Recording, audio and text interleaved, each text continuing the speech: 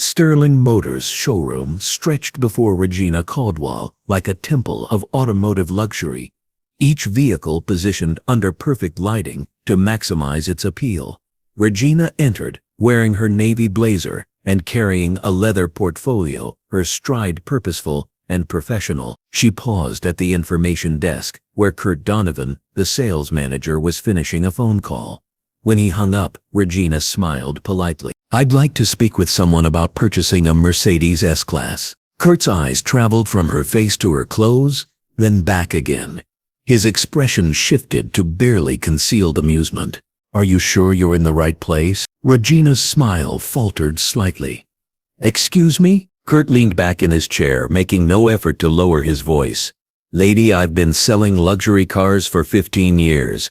I can tell within 5 minutes if someone's a serious buyer or just here to waste my time." Other customers in the showroom began to notice the conversation. A well-dressed couple near a white BMW stopped their discussion to stare. An elderly man examining a Mercedes convertible turned his head toward the commotion. Kurt continued, his voice growing louder. "These aren't Honda Civics. You're looking at six-figure investments. You can't afford this.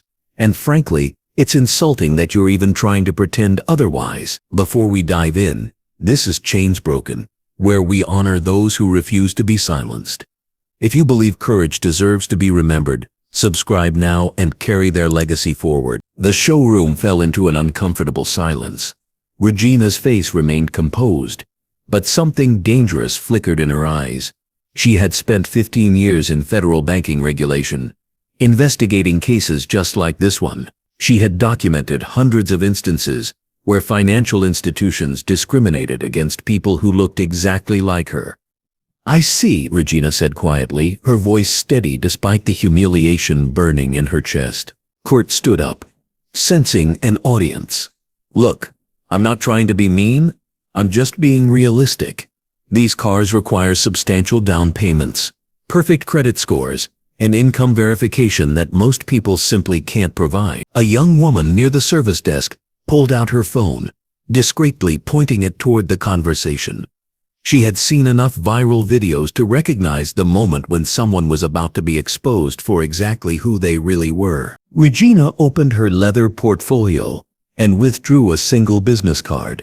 She placed it on Kurt's desk without saying a word. Kurt glanced down dismissively, then his expression froze. His face went pale as he read the federal seal and title printed in elegant black letters. The card read, "Regina Caldwell, Senior Director, Federal Banking Regulation Commission." Kurt's hand trembled slightly as he picked up the card. Around the showroom, other customers continued to watch, sensing that something significant was happening, but not yet understanding what. Regina's voice remained calm, professional. "Mr. Donovan, I assume Sterling Motors participates in federal automotive financing programs?" Kurt's mouth opened, but no words came out. The arrogance that had filled his voice moments earlier evaporated like morning mist. "I'll take that as a yes," Regina continued. "In that case, I believe we have quite a bit to discuss about your customer qualification procedures." The young woman with the phone stepped closer, her camera now openly recording. She whispered into the device, "This is about to get really interesting." Regina placed her portfolio back under her arm and looked around the showroom at the other customers, all of whom were now openly staring. "Mr. Donovan, I think it's time we had a proper conversation about federal lending compliance." Kurt's face had gone from pale to ashen. He looked around frantically, as if searching for an escape route that didn't exist. The tension in Sterling Motors' showroom thickened like fog rolling in from the ocean. Kurt Donovan stared at Regina's business card, as if it might spontaneously combust in his hands. Other customers had abandoned any pretense of shopping, their attention completely focused on the unfolding drama. There must be some mistake," Kurt stammered, his earlier confidence completely shattered. "I mean, I was just trying to help you find something more appropriate." Regina tilted her head slightly. "More appropriate than what I asked for." The well-dressed couple near the BMW exchanged glances. The woman leaned toward her husband and whispered, "Did he just say what I think he said?" Kurt's face flushed red as he realized how his words sounded when repeated back to him. "No, that's not what I meant.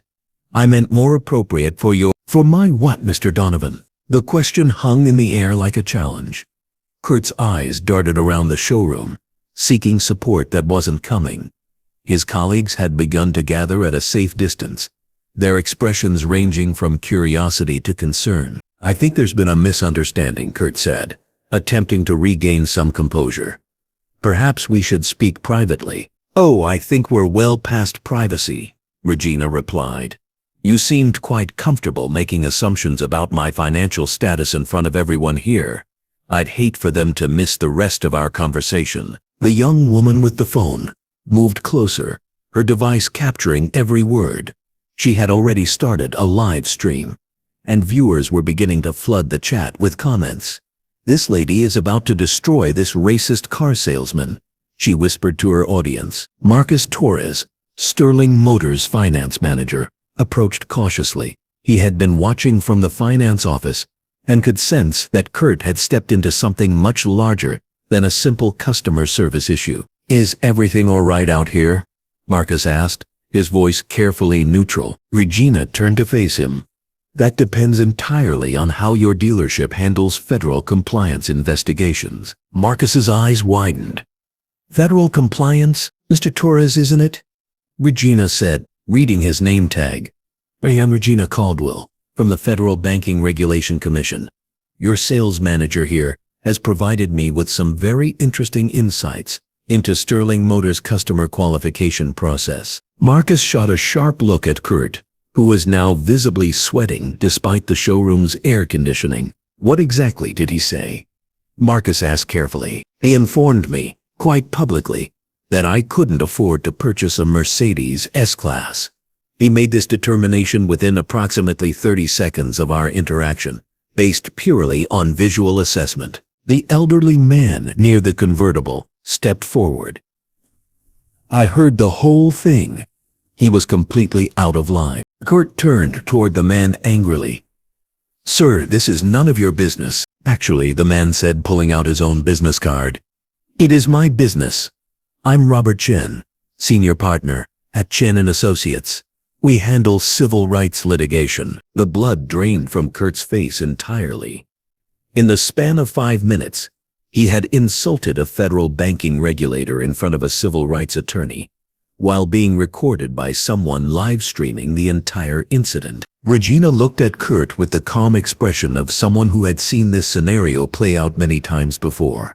"Mr. Donovan, I'm curious about something. How exactly do you determine a customer's financial qualification? Do you have a standard procedure, or do you rely primarily on visual assessment?" Kurt's mouth opened and closed like a fish out of water. Any answer he gave would either admit to illegal discrimination or reveal the dealership's actual qualification procedures, both of which would create serious problems. Marcus stepped in quickly. "Ms. Caldwell, perhaps we could discuss this in my office. I'm sure there's been a misunderstanding." "Oh, there's been a misunderstanding," Regina agreed. "The question is whether it was intentional or simply the result of inadequate training." The live stream viewer count had climbed to over 300 people, with comments flowing in faster than anyone could read them. Someone had already shared the stream to Twitter with the caption, "Federal banking regulator destroys racist car salesman in real time." Kurt looked around the showroom desperately. Every face showed either disappointment, anger, or barely concealed excitement at watching his public humiliation unfold.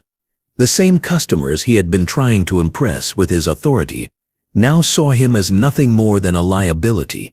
"I think," Regina said quietly, "it's time to call your general manager. This conversation has moved well beyond sales procedures." Marcus nodded grimly. "I'll get David Armstrong on the phone immediately." As Marcus hurried toward his office, Kurt remained frozen at his desk, still holding Regina's business card. The showroom buzzed with whispered conversations as other customers called friends and family to share what they were witnessing. Regina opened her portfolio again and withdrew a small recording device. "Mr. Donovan, I hope you don't mind if I document the rest of our interaction. I have a feeling this case is going to require very detailed records. The sound of Kurt's career crashing down could almost be heard echoing through the marble halls of Sterling Motors. David Armstrong, Sterling Motors general manager, burst through the office doors like a man rushing to put out a fire.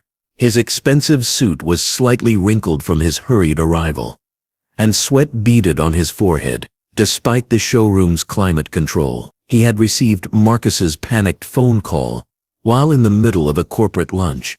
But the words federal banking regulator and discrimination incident had sent him racing back to the dealership. What exactly is happening here? David demanded, his voice carrying the authority of someone used to controlling situations. Regina turned toward him calmly. Mr. Armstrong, I presume? I'm Regina Caldwell from the Federal Banking Regulation Commission. Your sales manager has provided me with some fascinating insights into your customer qualification procedures. David's eyes immediately found Kurt, who looked like he wanted to disappear into the marble floor. Then he noticed a small crowd of customers watching the interaction, several of whom were holding phones. Perhaps we should discuss this privately, David suggested, forcing a smile. Your sales manager didn't seem to think privacy was necessary when he was explaining why I couldn't afford your vehicles, Regina replied. I'd hate to change the terms of engagement now. The young woman, live streaming, had moved to get a better angle. Her viewer count, now approaching 800. Comments flooded in from people who had seen similar incidents, many sharing their own stories of discrimination at car dealerships. David shot a venomous look at Kurt before turning back to Regina with practiced diplomatic charm. I'm sure there's been a simple misunderstanding. Sterling Motors has always prided itself on serving all customers equally. Regina raised an eyebrow. So you routinely tell customers they can't afford your vehicles before discussing their actual financial qualifications? Kurt finally found his voice. Desperation, making him reckless. She was acting suspicious, coming in here with questions about expensive cars, looking around like she was casing the place. The accusation hung in the air, like poison gas. Every person in the showroom turned to stare at Kurt, their expressions ranging from shock to disgust. Regina's voice remained perfectly calm. Mr. Donovan, are you suggesting I came here to commit a crime? I'm saying people don't just walk into Sterling Motors asking about S-Class Mercedes, unless they're serious buyers, or they're up to something, Kurt said, his voice rising with each word. And frankly, based on your appearance, I made a judgment call. The elderly man, Robert Chen, stepped forward immediately.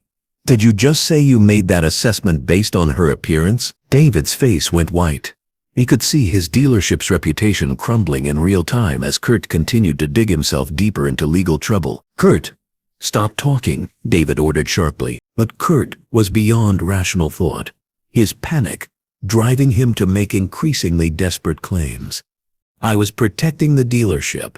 We've had problems before with people pretending to be customers, wasting our time, trying to get information they shouldn't have access to. What kind of information? Regina asked quietly. Financial information, customer data, our lending processes. Kurt trailed off as he realized what he had just admitted. Marcus stepped forward urgently. Kurt, you need to stop talking right now. But the damage was already done. Regina had pulled out a small notebook and was writing down everything Kurt had said. The live stream audience was exploding with comments about illegal profiling and discrimination. Mr. Donovan, Regina said, looking up from her notes, you've just admitted to using someone's appearance to determine whether they might be attempting to gather sensitive financial information. Is that a standard security protocol at Sterling Motors? David jumped in quickly. Absolutely not. Kurt was acting on his own initiative, completely contrary to our established policies. I see, Regina said, making another note. So this was an isolated incident of an employee violating company policy, not a systematic issue with your customer service training. The question was a trap, and David knew it. If he agreed, he was throwing Kurt under the bus. but potentially limiting the dealership's liability. If he defended the behavior, he was admitting to systematic discrimination. Kurt's actions today don't represent Sterling Motors' values, David said carefully. Kurt's face went red with anger and betrayal. Don't represent our values? David, you know exactly how we handle certain customers. You're the one who told me to use my judgment about who to spend time with. The showroom fell completely silent. Even the background music seemed to stop as everyone absorbed what Kurt had just revealed. Regina looked directly at David.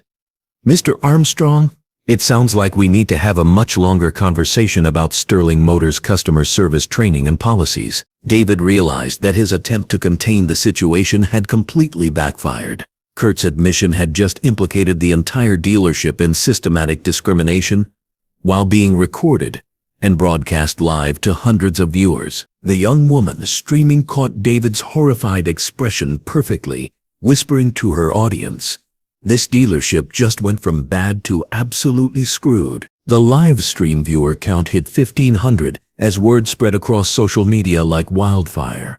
Screenshots of Kurt's comments were already being shared on Twitter, Instagram, and Facebook, each post generating hundreds of angry comments and shares. Within the first hour, Sterling Motors racism was trending locally, with videos of the incident being uploaded from multiple angles. Sarah Martinez had been browsing cars online when her friend texted her a link to the live stream.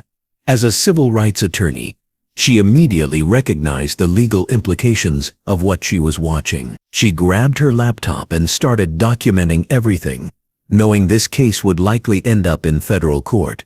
Back in the showroom, Regina was methodically questioning David about Sterling Motors' customer service protocols, while Kurt stood nearby, looking like a man watching his career burn to the ground. Mr. Armstrong, how exactly do your salespeople determine which customers receive priority attention? Regina asked. David's mouth was dry. Every answer felt like stepping on a landmine. We try to help all customers equally. But Mr. Donovan mentioned using his judgment about who to spend time with. Can you clarify what kind of judgment that involves? Robert Chen, the attorney, was taking notes of his own. He had already called his office to have someone start researching Sterling Motors' lending practices and customer complaints. The well-dressed couple near the BMW had abandoned any pretense of shopping. They were openly recording the conversation, and the woman was already posting updates to her social media accounts.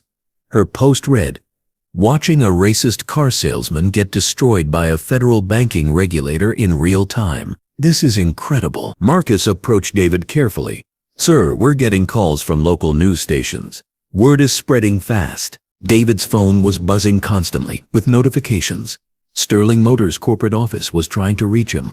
Local reporters wanted statements, and the dealership's Yelp page was being flooded with negative reviews from people who had seen the viral videos. "How many people are watching this?" David asked quietly. The young woman streaming overheard and called out, "Almost 2,000 now. And it's been shared over 300 times. Regina continued her methodical documentation. "Mr. Armstrong, I'll need copies of all customer complaint files, employee training materials, and lending decision documentation for the past 3 years. I'll need to contact our legal department," David said weakly. "Of course. I'll be working with the Federal Trade Commission, the Equal Credit Opportunity Act, Enforcement Division, and the Civil Rights Division of the Justice Department. They'll be in touch with your legal team shortly." Kurt finally understood the magnitude of what was happening.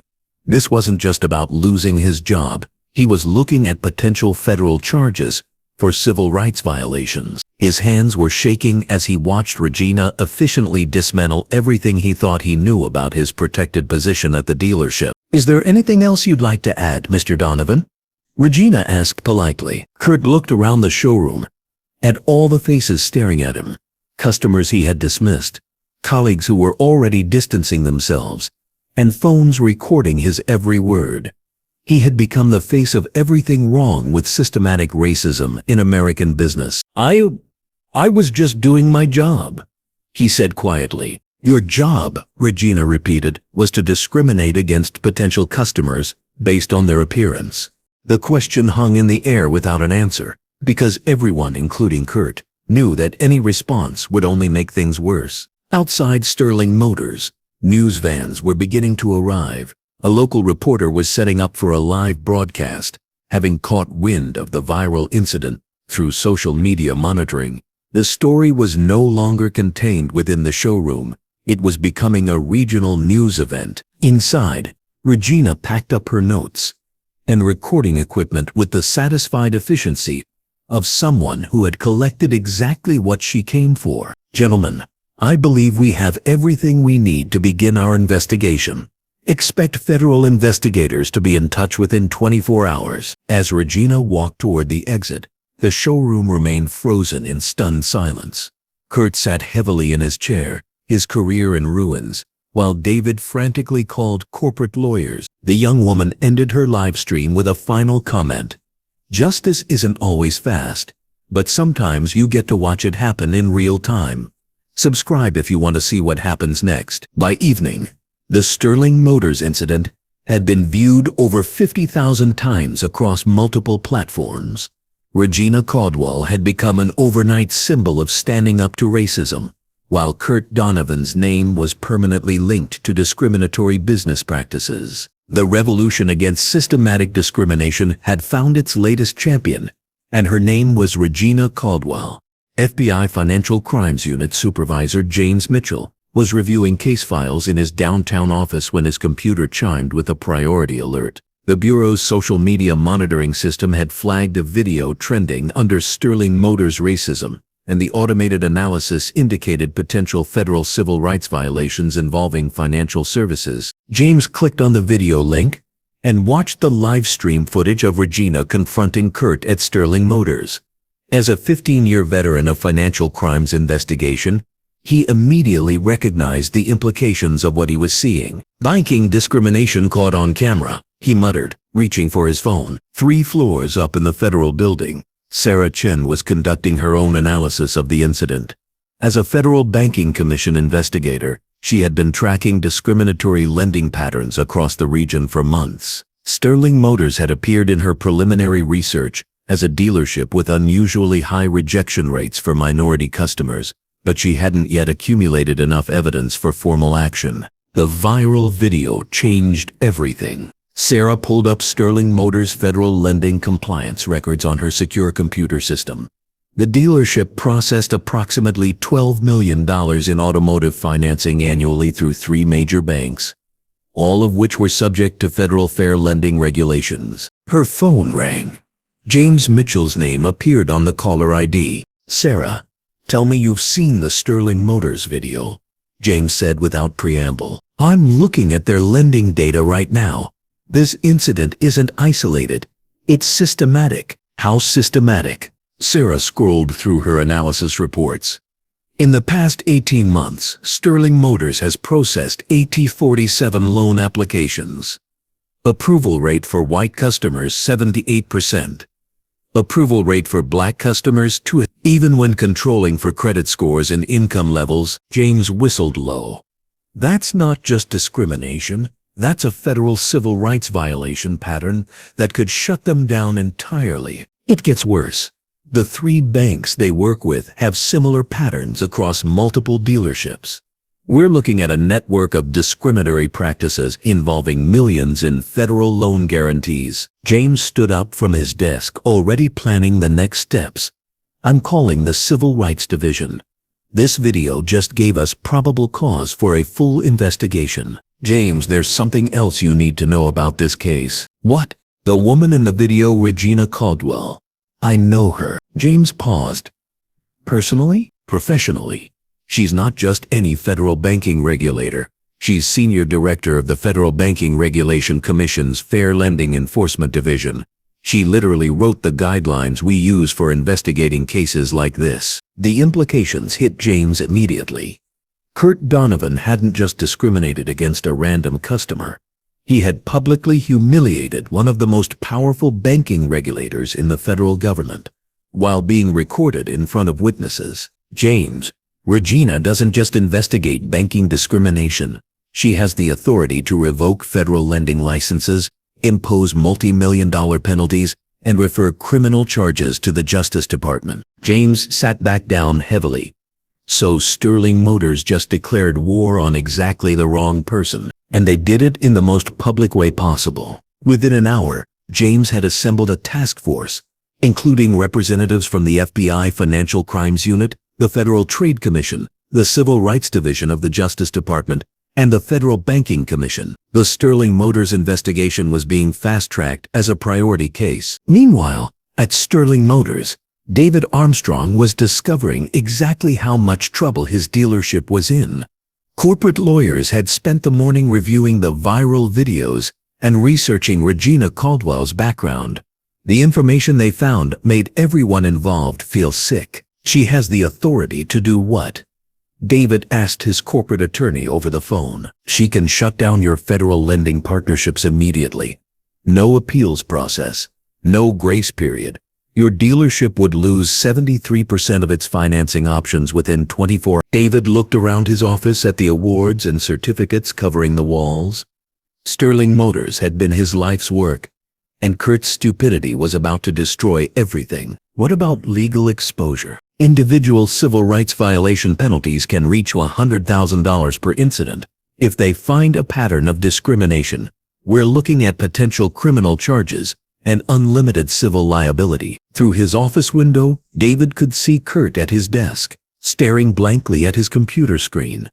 The man looked like he was already dead. And the federal investigation? It's already started. FBI Financial Crimes called our legal department an hour ago. They want all customer files, all employee training records, and all lending decision documentation for the past 5 years. David's head was pounding. 5 years? This isn't just about yesterday's incident. They're investigating systematic discrimination. If they find what I think they're going to find, Sterling Motors might not survive this. As David ended the call, his assistant knocked on the door. Sir, there are federal agents here to see you. David looked through his window and saw 2 people in dark suits standing in the showroom, badges clearly visible on their belts. Other customers had cleared out, leaving the space feeling empty and ominous. Send them in, David said quietly. The revolution against Sterling Motors had begun, and it was being led by exactly the person with the power to see it through to the end. Agent Sarah Chen walked through Sterling Motors' showroom with the practiced eye of someone who had investigated dozens of discriminatory businesses. Every detail mattered in cases like this. The layout that might encourage or discourage certain customers, the positioning of sales staff, the subtle signs that indicated how different types of people were treated. James Mitchell followed behind her, observing the nervous energy of the employees who were trying to appear busy while clearly listening to every word the federal agent said. Mr. Armstrong, James said as David approached. I'm Supervisor Mitchell from FBI Financial Crimes, and this is Investigator Chen from the Federal Banking Commission. We need to discuss Regina Caldwell's experience at your dealership yesterday. David's mouth was dry. Of course. Should I call our attorney? That's your right, Sarah replied. But we're here for information gathering at this point. We understand Miss Caldwell was subjected to discriminatory treatment by your sales staff. David glanced toward Kurt's desk, where the man sat staring at his hands. There seems to have been a misunderstanding between Miss Caldwell and our sales manager. Sarah pulled out a tablet and showed David a screenshot from the viral video. Mr. Armstrong, this shows your sales manager publicly stating that Miss Caldwell couldn't afford your vehicles based on his visual assessment. Is that consistent with Sterling Motors' customer qualification procedures? Absolutely not. Kurt was acting contrary to our established policies. James made a note. What are your established policies for customer qualification? David felt like he was walking through a minefield. We treat all customers equally and base our recommendations on their stated needs and financial qualifications. Mr. Armstrong, Sarah said quietly, do you know who Regina Caldwell is? I understand she works for the Federal Banking Commission. Sarah's expression didn't change, but something cold entered her voice. Regina Caldwell is the Senior Director of the Federal Banking Regulation Commission's Fair Lending Enforcement Division. She has 25 years of experience investigating exactly the kind of discrimination your employee demonstrated yesterday. David felt the blood drain from his face. James continued, Ms. Caldwell has the authority to investigate, prosecute, and penalize financial institutions and their partners for discriminatory practices. She has personally overseen cases that resulted in over $500 million in penalties and multiple criminal convictions. She literally wrote the federal guidelines we use to investigate banking discrimination, Sarah added. Her testimony has been instrumental in landmark civil rights cases, and her analysis has shut down discriminatory lending operations across the country. David sat down heavily. I had no idea. Mr. Armstrong, Regina Caldwell doesn't just investigate discrimination. She specializes in systematic, institutional discrimination. The kind that your employee admitted to on camera when he said you have policies about using judgment regarding certain customers. James pulled out his own device. We've already begun analyzing Sterling Motors lending data. In the past 18 months, your approval rate for minority customers is 34% lower than for white customers with identical credit profiles. We don't make those decisions. The banks, Sarah interrupted him. Mr. Armstrong, Sterling Motors recommends customers for financing and provides input on approval decisions. Your dealership has significant influence over who gets approved and who gets rejected. We've identified 17 specific cases where minority customers with excellent credit were steered towards subprime lending options, while white customers with worse credit received prime rate offers, James said. David looked around his showroom, seeing it through federal investigators' eyes for the first time. The systematic inequality that he had either ignored or actively participated in was now being dissected by experts who had the power to destroy his business. What happens now? David asked quietly. Sarah closed her tablet. Now we conduct a complete investigation. We'll review every loan application, every customer interaction, and every employee training session for the past 5 years. We'll interview current and former employees, and we'll document every instance of discriminatory treatment. And if you find evidence of systematic discrimination, James's expression was grim, then Regina Caldwell will have everything she needs to pursue both civil and criminal charges. Your federal lending partnerships will be terminated, your business licenses will be reviewed, and individual employees who participated in discriminatory practices will face personal liability, including potential criminal charges for civil rights violations, Sarah added. David looked toward Kurt, who was now openly crying at his desk as the magnitude of his situation became clear. Mr. Armstrong, James said, you need to understand something. Yesterday, your employee didn't just discriminate against a random customer. He discriminated against the one person in the federal government with the most power to investigate and prosecute exactly that kind of behavior. And he did it on camera, in front of witnesses, while being live-streamed to thousands of people. Sarah gathered her materials. We'll be back tomorrow with search warrants for all customer files, employee records, and financial documentation. I'd recommend you spend this evening consulting with your attorneys about cooperation agreements. As the federal agents left Sterling Motors, David remained sitting in his chair, staring at the awards on his wall. Kurt's racist assumptions had just triggered a federal investigation by the exact person with the power and expertise to destroy everything they had built. The irony was crushing.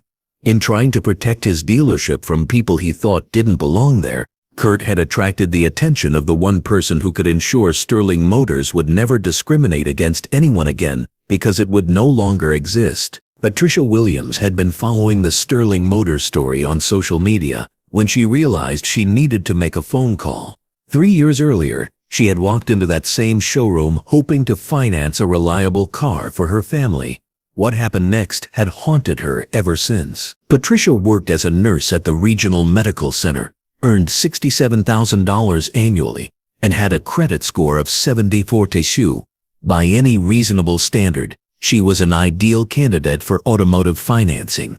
But her experience at Sterling Motors had been devastating. My husband keeps telling me to forget about it, she told her sister over the phone while watching the viral video of Regina confronting Kurt. But seeing this woman stand up to them, I think it's time I told my story. Patricia called the FBI tip line and was connected to James Mitchell within an hour. Ms. Williams, can you describe what happened when you visited Sterling Motors? James asked, recording the conversation. I went in looking for a mid-size SUV for my family. The salesman, I think his name was Kurt, looked at me like I was wasting his time.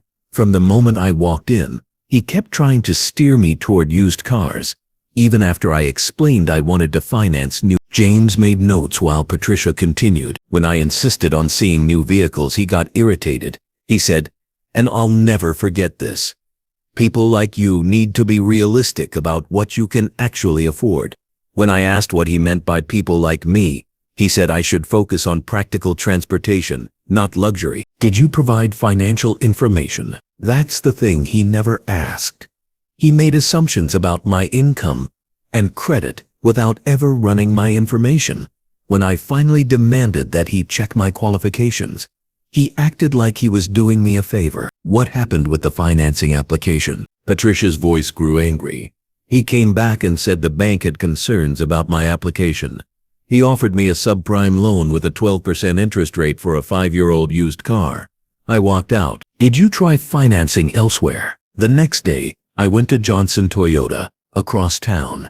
Same financial information, same credit score. They approved me for a brand new Highlander at 3.2% interest within 30 minutes. James felt his anger rising as Patricia described the exact pattern of discrimination they were documenting. Ms. Williams, would you be willing to testify about your experience after seeing that video of the federal regulators standing up to them? Absolutely.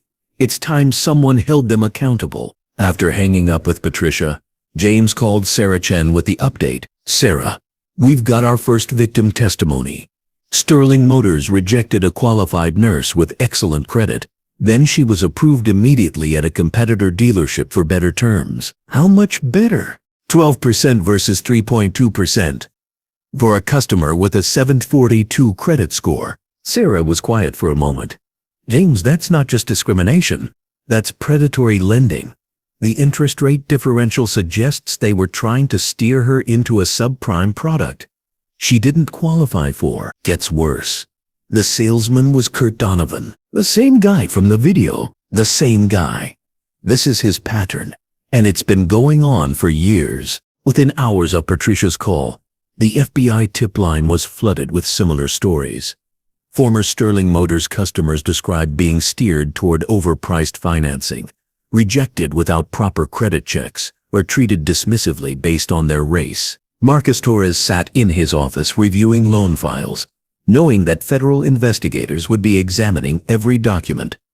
As Sterling Motors finance manager, he had processed hundreds of applications over the past 3 years, and he was beginning to see patterns that made him sick. Black customers were consistently offered higher interest rates than white customers with identical credit profiles.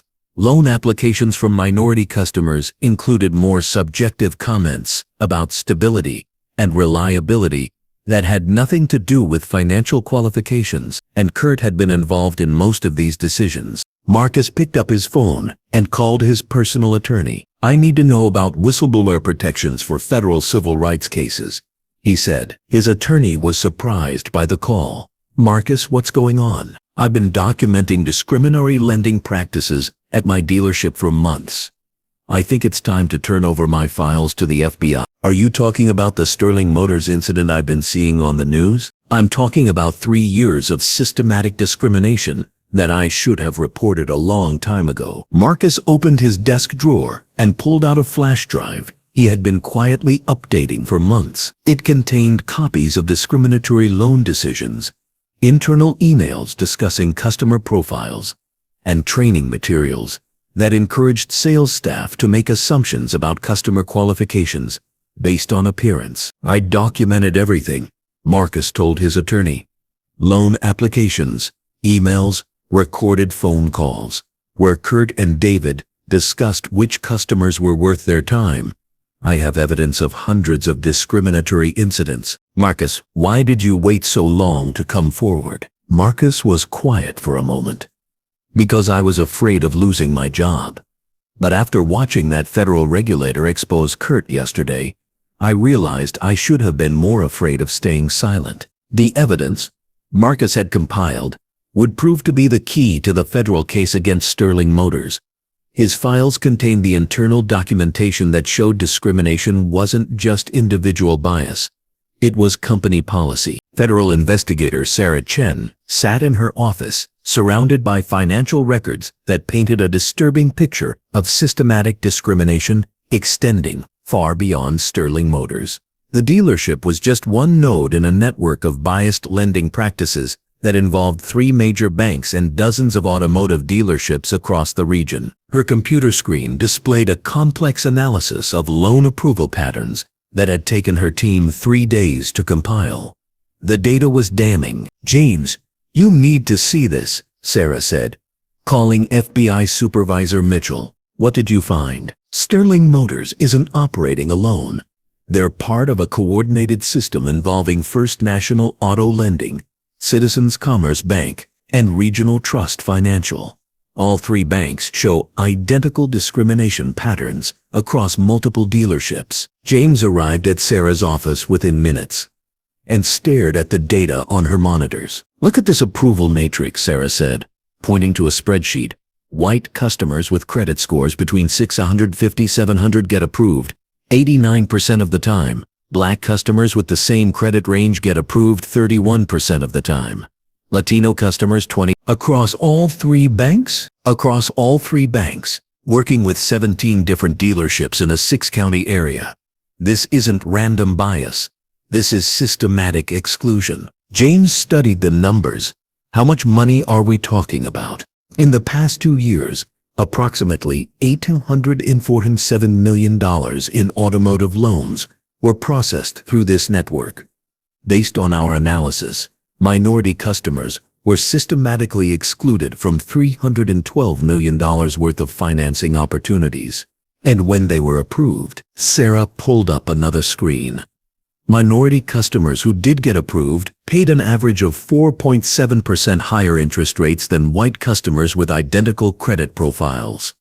We're talking about systematic overcharging that generated approximately $23 million in additional profits. "Sarah, this is bigger than discrimination. This is organized financial fraud. It gets worse. Look at this email chain I found in Sterling Motors files." Sarah opened an email thread between Marcus Torres, David Armstrong, and representatives from all 3 banks. The subject line read, "Customer Profile Guidelines, Q3 Update." The emails discussed risk factors that had nothing to do with credit scores or income. Instead, they referenced neighborhood stability, cultural factors, and lifestyle assessment as criteria for loan approvals. "James, they created a systematic way to discriminate while maintaining plausible deniability. They never explicitly mention race, but their risk factors are designed to exclude minority customers." One email from a First National Auto Lending representative was particularly damaging. "We've seen good results with the enhanced screening protocols. Default rates remain stable, while we're maintaining more selective approval standards for higher-risk demographic segments." Another email from David Armstrong responded, "Kurt has been very effective at identifying customers who fit our preferred profiles. His pre-qualification process has significantly improved our approval rates with the banks." James read through the entire email chain with growing anger. They were congratulating each other for perfecting discrimination. And Regina Caldwell was investigating this entire network before she ever walked into Sterling Motors, Sarah said. The viral incident wasn't random. She was already building a case against them. James looked up sharply. "Regina was already investigating Sterling Motors?" Sarah nodded. "I called her this morning. The Federal Banking Commission has been tracking these lending patterns for 8 months. Regina's visit to Sterling Motors was part of an undercover investigation into discriminatory dealerships." So Kurt didn't just discriminate against a random federal regulator. Kurt discriminated against a federal regulator who was already investigating his dealership for exactly the kind of discrimination he demonstrated on camera. The implications were staggering. Regina's encounter with Kurt wasn't an unfortunate coincidence. It was the culmination of a federal investigation that Kurt's own behavior had just provided, with irrefutable evidence. Sarah, how much authority does Regina have in a case like this? She can freeze all federal lending partnerships immediately, impose penalties up to $500 million, refer criminal charges to the Justice Department, and shut down any financial institution that participates in discriminatory practices. And she has evidence of systematic discrimination involving nearly $1 billion in loans. She has evidence. She has victims willing to testify. She has internal documentation, and thanks to Kurt's viral meltdown, she has video proof of the discriminatory attitudes that drive the whole system. James stood up and walked to the window, looking out at the city skyline. Somewhere in those buildings, bank executives and dealership managers were about to discover that their discriminatory practices had attracted the attention of the one federal regulator, with both the authority and the evidence to destroy their entire operation. Sarah, I think we're looking at the biggest fair lending case in regional history. And it all started because a racist car salesman couldn't keep his mouth shut when he was talking to exactly the wrong person. The banking trail that Regina and her team had been following for months was about to become a federal highway leading directly to criminal prosecutions and industry-wide reform. The FBI field office had transformed into a command center for civil rights violations as victims of Sterling Motors' discriminatory practices came forward in unprecedented numbers. James Mitchell had assigned 3 additional agents to handle the flood of testimonies, each revealing a pattern of systematic racism that had operated unchallenged for years. Maria Santos sat across from Agent Jennifer Torres in a small interview room, her hands clasped tightly as she recounted her experience from 2 years earlier. As a software engineer earning $95,000 annually with a credit score of 758, she had been an ideal candidate for automotive financing. "I wanted to buy a car for my daughter's graduation gift," Maria explained. "Something nice, you know. She had worked so hard." Agent Torres reviewed Maria's financial documents. "With your income and credit score, you would have qualified for the best available rates." "What happened at Sterling Motors?" Kurt, the same man from the video. "He looked at my application and said they'd need additional documentation. Pay stubs, bank statements, references from my employer. He said it was standard procedure for certain customers." "Did he ask white customers for the same documentation?" "There was a white couple there at the same time. I watched him approve them on the spot with just their driver's licenses and a credit check. They were buying a more expensive car than what I wanted." Agent Torres made notes while Maria continued. "When I came back with all the extra documents, Kurt said the bank had concerns about my employment stability. He offered me a lease with a higher down payment and monthly payments that were almost double what I'd qualified for elsewhere." "Where did you end up purchasing?" "Mercedes dealership across town. Same financial information. Approved in 20 minutes at 2.8% interest for exactly the car I wanted." Agent Torres had heard variations of this story 17 times in the past 2 days. Each testimony revealed the same pattern. Qualified minority customers were subjected to additional scrutiny, offered inferior terms, or rejected outright, only to be immediately approved elsewhere. Robert Chen, the civil rights attorney who had witnessed Regina's confrontation with Kurt, had become an unofficial coordinator for victims coming forward. His law office was fielding calls from across the region as word spread about the federal investigation. "James, I've got testimonies from 43 victims so far," Robert reported during a phone call to the FBI. "The pattern is identical in every case. Qualified customers discriminated against by Kurt Donovan and Sterling Motors' finance team. Any particularly compelling cases? A military veteran with an 800 credit score was told he didn't meet their standards. A pediatric surgeon was offered subprime financing for a used car. A federal postal worker with perfect payment history was rejected entirely." James felt his anger building with each case. "Robert, these aren't borderline discrimination cases. These are textbook civil rights violations, and every victim is willing to testify. Seeing Regina stand up to Kurt on that viral video gave them the courage to speak out. Meanwhile, former Sterling Motors employees were beginning to contact the FBI with their own stories. Jessica Ramirez had worked as a sales associate for 18 months before quitting in disgust over the dealership's practices. They had unofficial quotas, Jessica told Agent Torres during her interview. Kurt would tell us to focus on qualified prospects and not waste time on people who obviously couldn't afford the cars. How did you determine who was qualified? That's just it. We weren't supposed to run credit checks or ask about income until after we decided someone was worth our time. Kurt taught us to make quick assessments based on appearance, clothing, the car they arrived in. Agent Torres looked up from her notes. You were trained to discriminate? Not explicitly, but Kurt would praise salespeople who had high approval rates and criticize those who wasted time with tire kickers. He made it clear that certain types of customers weren't worth the effort. Did management support these practices? David Armstrong never said anything directly, but he knew what was happening. He would walk through the showroom and nod approvingly when he saw us focusing on well-dressed white customers while ignoring minorities. Jessica pulled out her phone and showed Agent Torres a series of text messages from Kurt. He would text us during busy periods with instructions like, "Focus on serious buyers today," or "Don't waste time on looky-loos." We all understood what he meant. One text message was particularly damaging. "Jessica saw you spending time with the black family by the SUVs. Remember what we talked about regarding time management?"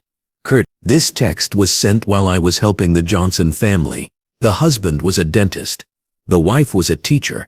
They had excellent credit and bought a $65,000 Tahoe from our competitor the next week. Agent Torres forwarded the text messages to James Mitchell immediately. The digital evidence was providing a clear paper trail of discriminatory practices. At Sterling Motors, the atmosphere was toxic with fear and recrimination.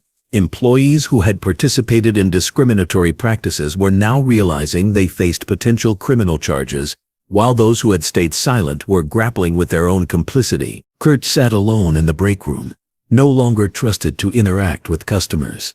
His colleagues avoided him, understanding that association with him could implicate them in the federal investigation. Marcus Torres knocked on the break room door and sat down across from Kurt. "The FBI wants to interview you tomorrow," Marcus said quietly. Kurt looked up with hollow eyes. "What's the point? I'm done. Career's over. Probably going to prison." "Kurt, they're offering cooperation agreements to employees who provide information about systematic practices." "Information about what?" "I was just doing what David wanted." Marcus leaned forward. "That's exactly what they want to hear about. The systematic nature of the discrimination, the training, the policies, the pressure to reject certain customers." Kurt was quiet for a long moment. "Marcus, do you think I'm a racist?" Marcus studied Kurt's face, seeing genuine confusion rather than defiance. "I think you were trained to behave in racist ways and never questioned whether it was right. I thought I was protecting the dealership's interests. You were protecting a system that excluded people based on skin color. That's racism, regardless of your intentions." Kurt buried his head in his hands. "How did I become this person?" FBI cybercrimes specialist Agent David Park arrived at Sterling Motors with a team of forensic technicians and a federal search warrant that covered all electronic devices, servers, and digital communications. The dealership's computer systems were about to reveal the digital fingerprints of systematic discrimination. "We need complete images of all servers, individual workstations, and any cloud storage accounts," Agent Park announced to a trembling David Armstrong. David watched helplessly as federal agents methodically cataloged every computer, tablet, and phone on the premises. Years of digital communications were about to be exposed and analyzed by experts trained to find patterns of discrimination. Agent Park's first discovery came within an hour of beginning his analysis. Sterling Motors' customer management system contained detailed notes on potential buyers that had nothing to do with financial qualifications. Customer profiles included coded comments like urban professional, inner city, and traditional American family that clearly correlated with racial demographics. The system tracked which salespeople entered which types of comments, revealing that Kurt Donovan was responsible for 73% of the discriminatory profile notations. "James, you need to see this," Agent Park called from his mobile command center. James reviewed the customer database entries on Agent Park's laptop. These codes are systematic racial profiling. It gets worse. The system automatically flags certain customers for enhanced verification based on these profile codes. Minority customers were systematically routed into a more difficult approval process. Agent Park pulled up another screen showing email communications between Sterling Motors and their banking partners. "Look at this email thread from 6 months ago.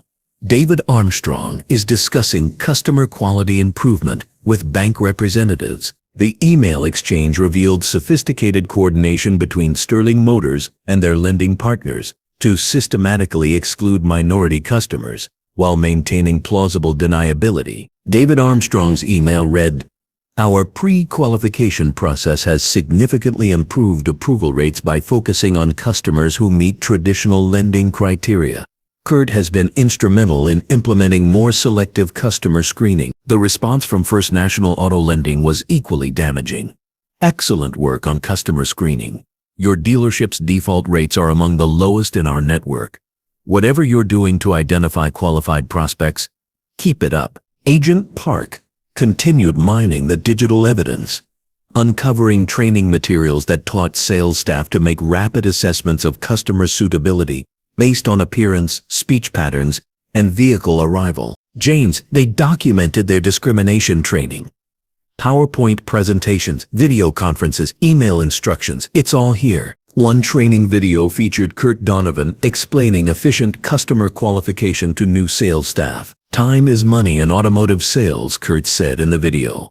"You need to quickly identify serious buyers versus people who are just looking around.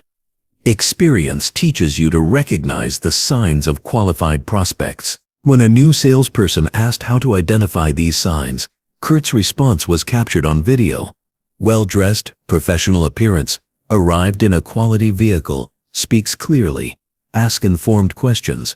You'll develop an eye for it." The video training materials would provide devastating evidence in court, showing that discrimination was taught as official dealership policy rather than individual bias. Agent Park's most significant discovery came when he accessed Kurt Donovan's personal computer and phone. Kurt had been documenting customer interactions in personal files, apparently unaware that his discriminatory comments were creating evidence of civil rights violations. Kurt's personal notes included entries like, "Black couple looking at Escalade, obvious tire kickers, didn't bother with credit check. Hispanic family, interested in financing, sent to used car lot. They can't afford new. Asian woman asking about SUV pricing, probably just comparison shopping. Minimal effort." Each notation was time-stamped and included customer names, providing a detailed record of discriminatory treatment spanning 3 years. "This is a federal prosecutor's dream," Agent Park told James. Kurt documented his own civil rights violations in writing with dates, times, and customer identification. The digital forensics team also discovered that David Armstrong had been monitoring sales staff communications and encouraging discriminatory practices through a private messaging app. David's messages to Kurt included instructions like, "Focus on qualified prospects today. Busy Saturday. Don't waste time. Good work this month. Your approval rates are excellent. Keep identifying the right customers. New bank wants to discuss our screening process. You should present your customer assessment methodology." The digital evidence painted a picture of systematic, coordinated discrimination that extended from individual salespeople through management to corporate banking partners. Agent Park compiled his findings into a comprehensive report that would serve as the backbone of federal civil rights charges against Sterling Motors. "James, This isn't just discrimination. It's a conspiracy to violate civil rights. The digital evidence shows coordinated effort between Sterling Motors management, sales staff, and banking partners to systematically exclude minority customers from automotive financing. How much digital evidence do we have? Over 10,000 emails, 500 customer profile entries, training videos, internal communications, and personal notes spanning 5 years. We can prove systematic discrimination with timestamps, customer identification, and detailed records of discriminatory treatment. The digital trail that Sterling Motors employees thought was hidden in their computer systems had just become the evidence that would destroy their discriminatory operation forever. Regina Caldwell sat in her Federal Banking Commission office reviewing the Sterling Motors investigation files when her secure phone rang. The caller ID showed a number she recognized immediately. Treasury Department Financial Intelligence Unit. Regina, this is Director Thompson. We need to talk about your Sterling Motors case. Regina had been expecting this call. When discrimination cases involved multiple banks and federal lending programs, they inevitably attracted attention from the highest levels of government. What's the Treasury's interest? Regina asked. Your investigation has uncovered something much bigger than automotive discrimination. We've been tracking suspicious lending patterns that connect to organized financial fraud, and Sterling Motors appears to be part of a multi-state operation. Regina opened her laptop and accessed the secure federal database. How big are we talking? Preliminary analysis suggests a network spanning 73 dealerships across 8 states, processing approximately $4.2 billion in federally guaranteed loans over the past 3 years. The numbers made Regina pause. $4 billion and systematically discriminatory. We're looking at the largest civil rights violation in automotive financing history, with potential federal fraud charges that could result in criminal penalties for everyone involved. Director Thompson continued. Regina, your viral encounter with that car salesman just exposed a conspiracy that reaches into some of the largest financial institutions in the country. Within an hour, Regina was in a secure video conference with federal officials from Washington. The Sterling Motors case had become a national priority, with implications extending far beyond one racist salesperson. Ms. Caldwell, said Assistant Attorney General Patricia Reyes, your investigation has identified a systematic violation of the Equal Credit Opportunity Act on a scale we haven't seen since the housing discrimination cases of the 90s. Regina shared her screen, showing the network analysis her team had compiled. We've identified coordination between Sterling Motors and 16 other dealerships in their immediate region.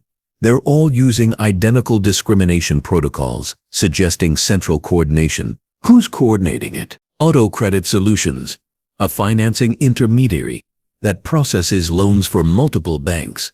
They've been providing dealerships with customer assessment tools that systematically exclude minority applicants while maintaining legal cover. FBI Director of Financial Crimes Sarah Martinez joined the call from her field office.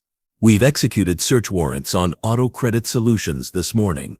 Their internal communications show they've been marketing discriminatory lending tools to dealerships nationwide. Regina pulled up another document.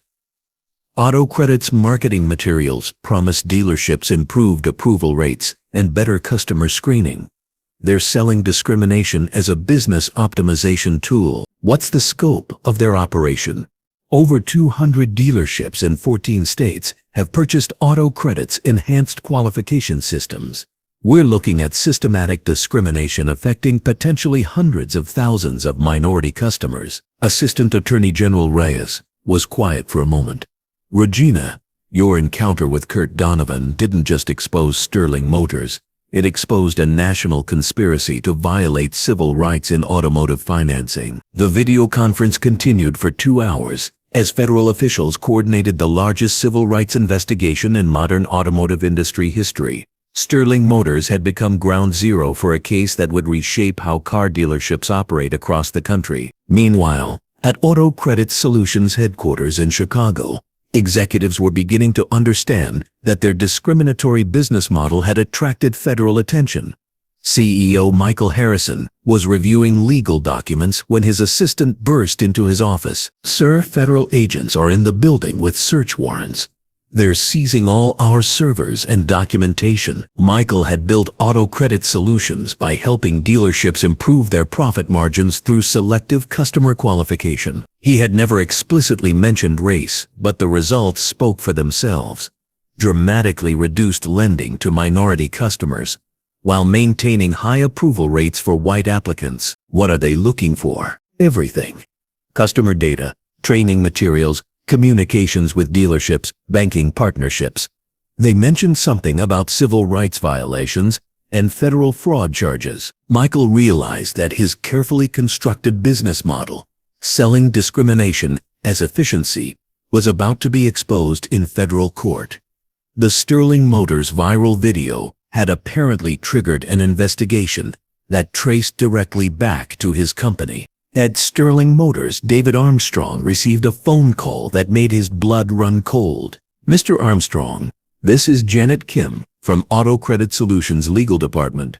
We need to discuss your dealership's use of our qualification systems." "What about them?" "Our company is under federal investigation for civil rights violations. Any dealership that implemented our customer assessment protocols may face charges as co-conspirators in systematic discrimination." David sat down heavily. "Who conspirators?"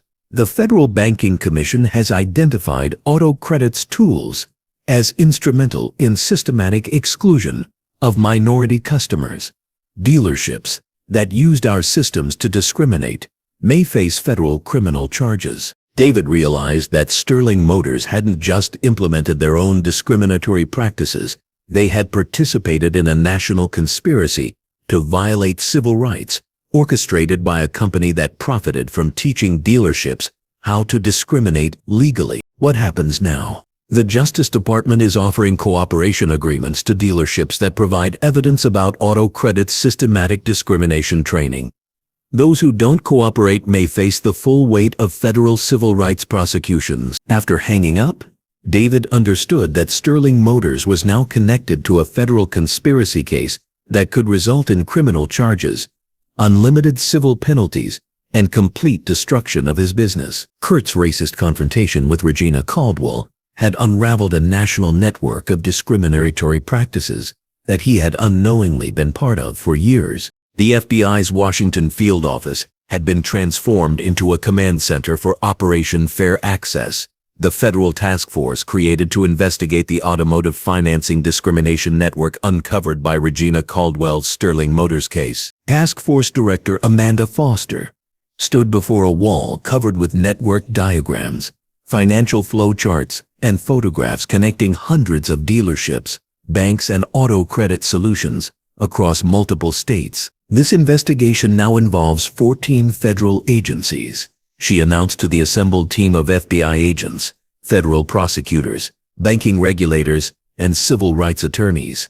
Regina sat at the main conference table, surrounded by files representing thousands of discrimination victims. What had started as her undercover investigation of Sterling Motors had exploded into the largest civil rights case in modern American automotive history. "Miss Caldwell, can you brief the team on the scope of discrimination we've documented?" Director Foster asked. Regina stood and activated a large monitor displaying statistical analysis. "Our investigation has identified 300 victims of systematic discrimination across 703 dealerships in 8 states. Total financial impact approximately $147 million in denied financing and $89 million in excessive interest charges." Federal prosecutor Michael Chen reviewed his legal analysis. "We have evidence of conspiracy to violate civil rights, federal fraud involving government-guaranteed loans, and systematic violation of the Equal Credit Opportunity Act." "What's our strongest evidence?" Auto Credit Solutions' internal communications show they deliberately designed discriminatory tools and marketed them to dealerships as legal ways to exclude minority customers. "We have emails where executives celebrate optimizing approval demographics and improving customer quality metrics." FBI Financial Crime Supervisor James Mitchell presented his team's findings. Sterling Motors was a pilot program for Auto Credit's most advanced discrimination tools. Kurt Donovan was trained directly by Auto Credit representatives on efficient customer assessment techniques. Regina added, Kurt's viral confrontation with me wasn't random racism. It was the result of systematic training in discriminatory practices provided by a company that profited from teaching dealerships how to violate civil rights. Director Foster reviewed the prosecution strategy. We're pursuing criminal charges against Auto Credit Solutions executives for conspiracy to violate civil rights. Individual dealership employees who participated in training and implementation face potential criminal liability. What about the banking partners? Federal Banking Commission Director Sarah Chen answered, 3 major banks have been identified as active participants in the discrimination network. They provided preferential processing for loans from dealerships that excluded minority customers, and their internal communications show awareness of discriminatory practices. Criminal exposure, federal fraud charges related to misuse of government loan guarantee programs. Banks that knowingly participated in discriminatory lending while accepting federal guarantees face potential criminal prosecution and unlimited civil penalties. Regina presented the most damaging evidence. We have recorded phone calls between Auto Credit executives and bank representatives discussing demographic optimization in loan portfolios. They're explicitly coordinating to exclude minority customers from federally guaranteed financing programs. The task force team reviewed prosecution timelines and coordination strategies. Operation Fair Access would involve simultaneous raids, arrests, and prosecutions across multiple states, coordinated to prevent evidence destruction and ensure comprehensive accountability. Ms. Caldwell, Director Foster said, your encounter with Kurt Donovan has become the catalyst for the most significant civil rights prosecution in modern financial services history. What's the expected timeline? Federal Prosecutor Chen answered, we're seeking indictments within 60 days. Criminal trials will begin within 6 months. Civil penalties and industry reform will be implemented immediately upon conviction. And Sterling Motors? Sterling Motors will serve as the primary case study, demonstrating how systematic discrimination operates at the ground level. Kurt Donovan's documented practices and David Armstrong's management coordination provide perfect examples of how the conspiracy functioned in practice. Regina reviewed her original investigation notes from 8 months earlier. When I first identified Sterling Motors as exhibiting discriminatory lending patterns, I never imagined it would lead to exposing a national conspiracy. And when Kurt Donovan publicly humiliated a federal banking regulator, James added, he provided the viral evidence needed to give this case the public attention required for comprehensive prosecution. Director Foster addressed the full task force. Operation Fair Access represents the federal government's commitment to eliminating systematic discrimination in financial services. This case will serve as a warning to any institution that profits from violating civil rights. The task force meeting concluded with assignment of specific roles and timelines. Regina would lead the civil rights prosecution, James would coordinate criminal investigations, and Sarah would implement immediate regulatory reforms. Kurt Donovan's racist confrontation in Sterling Motors' showroom had inadvertently triggered the most comprehensive federal investigation of discriminatory practices in American automotive industry history. The viral video that destroyed Kurt's career was about to reshape an entire industry and send dozens of executives to federal prison for conspiracy to violate civil rights.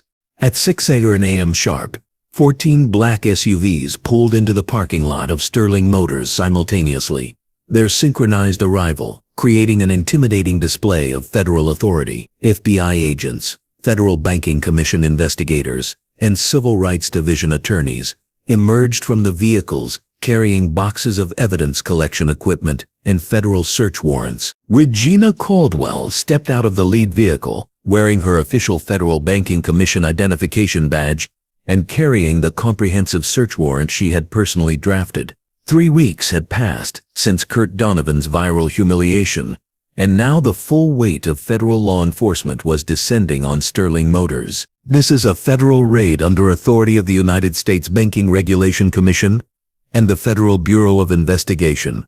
Regina announced to the gathering crowd of employees and early customers. All personnel must remain in designated areas while federal agents execute search warrants. David Armstrong watched through his office window as his life's work was systematically dismantled by federal investigators. Agents were cataloging every computer, every file cabinet, every piece of paper that might contain evidence of discriminatory practices. Kurt Donovan sat at his desk in stunned silence as FBI agents photographed his workspace and collected his personal belongings as evidence. The same desk where he had dismissed Regina 3 weeks earlier was now being treated as a crime scene in a federal civil rights investigation. "Mr. Donovan," said Agent Jennifer Torres, approaching with handcuffs visible on her belt, "you need to come with us for questioning in connection with federal civil rights violations." Kurt looked around the showroom that had been his professional home for 8 years. Colleagues he had worked alongside were avoiding eye contact, understanding that association with him could implicate them in federal charges. "Am I under arrest?" Kurt asked quietly. "You're being detained for questioning. Whether charges are filed depends on your cooperation with our investigation."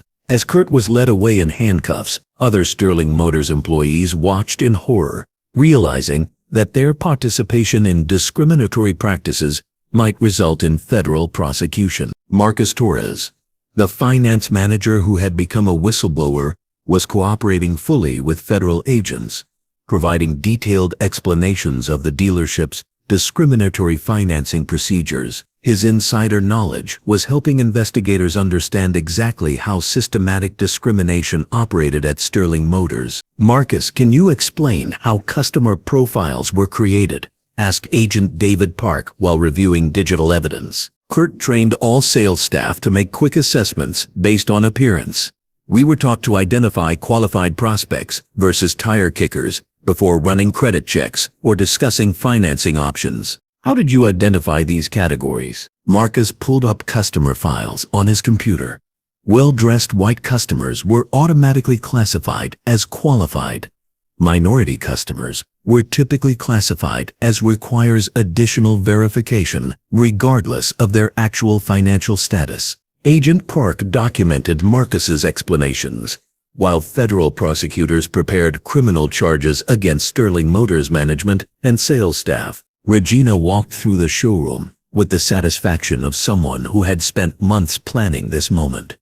The same marble floors where Kurt had publicly humiliated her were now covered with federal evidence collection equipment and boxes of documents proving systematic discrimination. "Ms. Caldwell," called Agent James Mitchell, "we found Kurt's personal discrimination diary in his desk drawer." Regina reviewed the handwritten notebook that contained Kurt's personal observations about customers, including explicit racial profiling and discriminatory assessments spanning 3 years. "This is a federal prosecutor's dream," Regina said, reading entries like "black family looking at SUVs, obvious waste of time," and "Hispanic couple asking about financing, sent to used car section, they can't afford new." The federal raid was capturing evidence that would prove systematic, intentional discrimination at every level of Sterling Motors' operation. Auto Credit Solutions CEO Michael Harrison was simultaneously being arrested at his Chicago headquarters as federal agents executed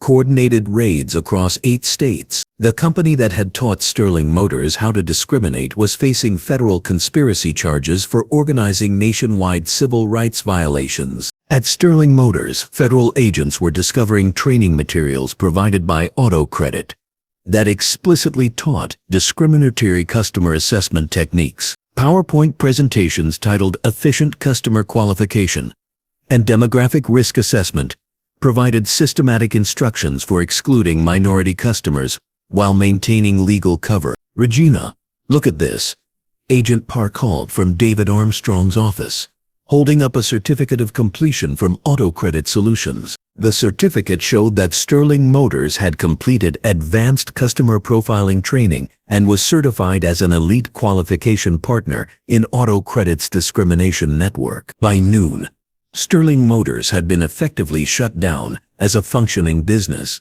Federal agents had seized all computer systems, customer files, and financial records as evidence in the largest civil rights prosecution in automotive industry history. Local news crews arrived to broadcast live coverage of the federal raid, with reporters explaining how a viral video of racist customer treatment had led to the exposure of a national discrimination conspiracy. Regina stood before the news cameras outside Sterling Motors, her federal badge clearly visible, as she addressed the media. Today's federal action represents the United States government's commitment to eliminating systematic discrimination in financial services.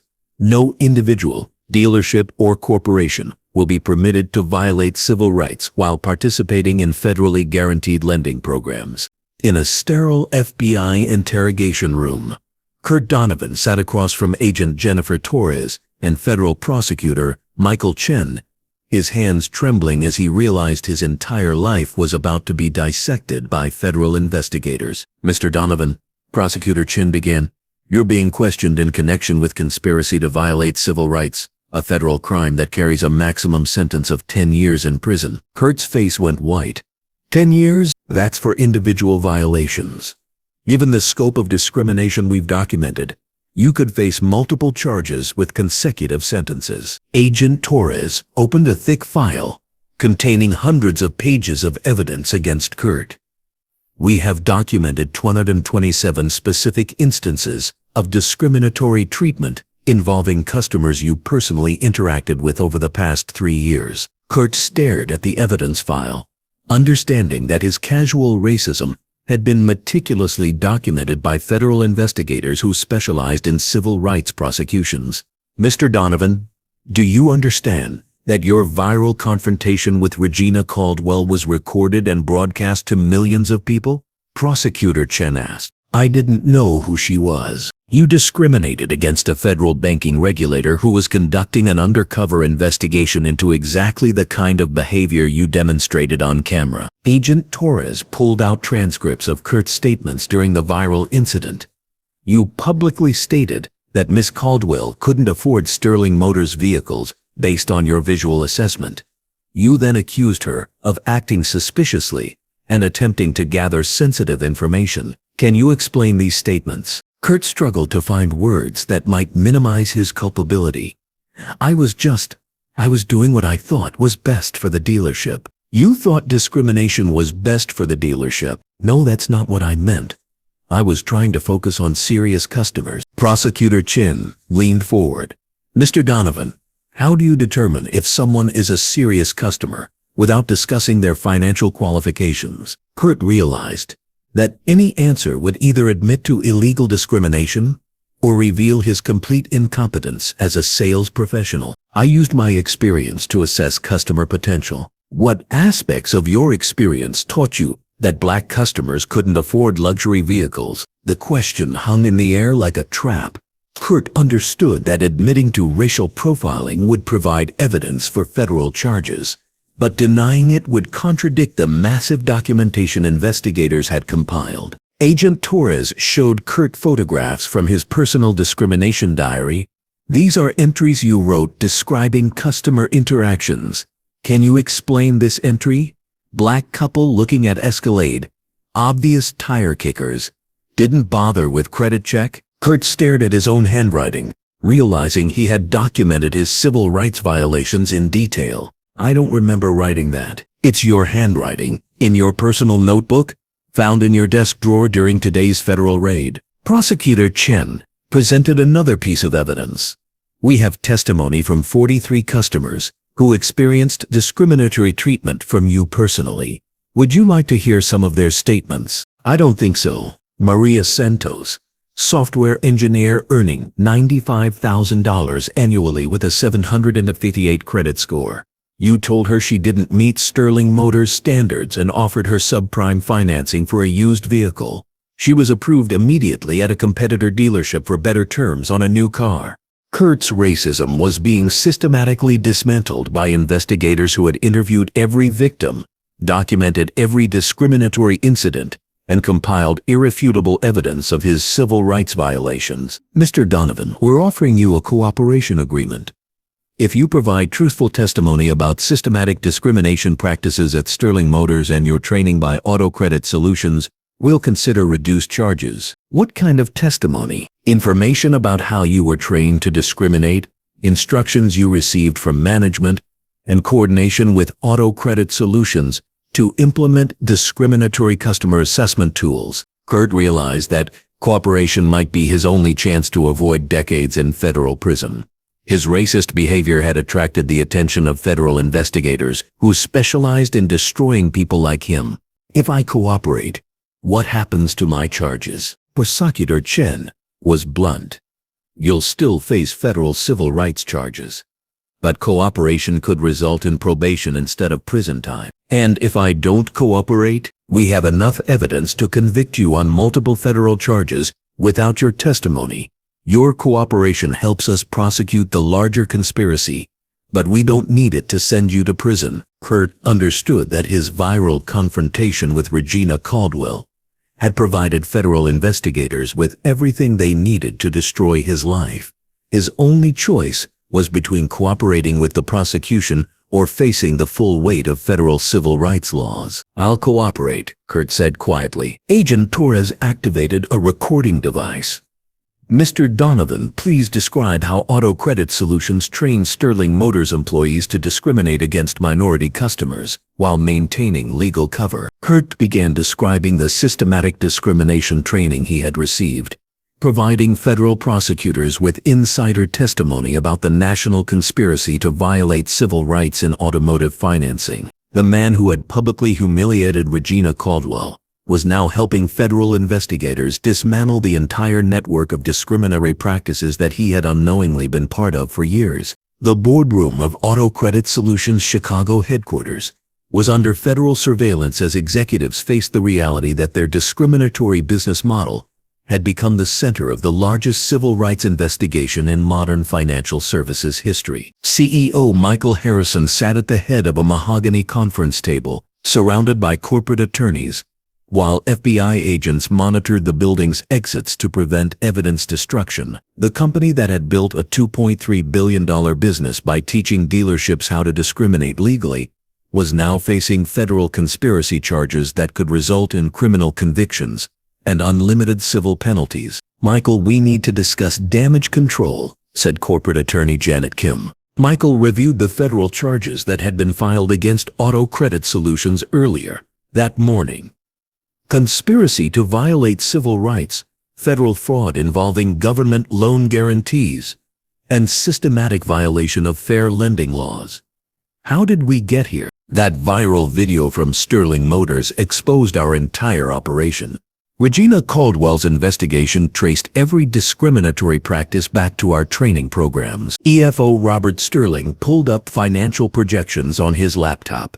If we're convicted on federal charges, we're looking at complete business dissolution. Our contracts with 84/7 dealerships will be terminated, our banking partnerships will be severed, and our executives face potential prison sentences. Michael had spent 15 years building Auto Credit Solutions by identifying what he called market inefficiencies in automotive lending. His company's breakthrough innovation was developing systematic tools that allowed dealerships to exclude minority customers while maintaining statistical cover against discrimination charges. Our enhanced customer qualification system was designed to optimize approval demographics without explicit racial criteria, Michael explained to his legal team. Attorney Kim was blunt. Michael, federal investigators have your internal emails where you explicitly discuss demographic optimization and improving customer quality metrics. You documented your discriminatory intentions in writing. Those were business optimization discussions. You have an email where you congratulate the Sterling Motors team for successfully implementing advanced customer screening protocols that resulted in a 73% reduction in undesirable demographic approvals. That's not business optimization, that's conspiracy to violate civil rights. The federal case against Auto Credit Solutions was built on 3 years of internal communications, where executives celebrated their success in helping dealerships systematically exclude minority customers. Email threads Recorded phone calls and training materials provided overwhelming evidence of intentional discrimination. Robert Sterling reviewed the company's exposure. Federal prosecutors are seeking $2.8 billion in civil penalties, criminal charges against all executives, and permanent dissolution of our business operations. What about plea negotiations? Attorney Kim shook her head. The Justice Department isn't interested in plea deals for civil rights conspiracy cases. They want to send a message that systematic discrimination will result in complete destruction of the companies involved. Michael realized that his attempt to profit from discrimination had attracted the attention of federal prosecutors who specialized in destroying businesses that violated civil rights. Auto Credit Solutions was about to become an example of what happened when companies organized systematic racism. Meanwhile, at First National Auto Lending, executives were conducting their own crisis meetings as federal investigators seized bank records documenting their participation in discriminatory lending practices. Bank President Susan Walsh reviewed internal analysis showing that minority customers were systematically charged higher interest rates and subjected to additional verification requirements compared to white customers with identical credit profiles. Our partnership with Auto Credit Solutions resulted in a 47% reduction in loans to minority customers over the past 2 years, reported Risk Management Director Thomas Clark. And our profits from those discriminatory practices, approximately $89 million in additional revenue from steering minority customers towards subprime products, while offering prime rates to white customers with worse credit. Susan understood that First National had participated in systematic discrimination while accepting federal loan guarantees, creating exposure for both civil rights violations and federal fraud charges. The FBI has recordings of our executives discussing demographic optimization with auto credit representatives. We're directly implicated in conspiracy to violate civil rights. The banking industry was discovering that their discriminatory practices, coordinated through Auto Credit Solutions, had created federal criminal liability for every institution involved. Citizens Commerce Bank CEO Richard Hoffman was simultaneously facing federal charges for his bank's participation in the discrimination network. Internal emails showed bank executives celebrating their partnership with Auto Credit Solutions for improving loan portfolio quality through enhanced customer screening. We knowingly accepted federal loan guarantees while systematically excluding minority customers from automotive financing, Hoffman told his legal team.